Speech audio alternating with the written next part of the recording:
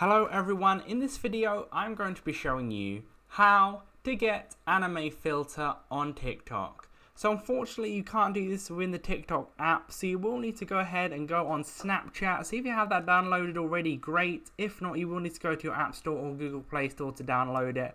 Once you have, you will in the camera page here, you'll want to click on the smiley face to the right hand side of the circle at the bottom. That will bring up lenses here. You want to click the bottom right where it says explore. Then go ahead and type in anime style. That is the name of the filter there, the one at the top as you can see it. Then what you want to do is go ahead and record your video by clicking that circle in the middle at the bottom there, obviously showing your face while doing this. Then you want to go ahead and click save at the bottom left hand corner. Go ahead and click and hold that in. Then click memories and camera roll.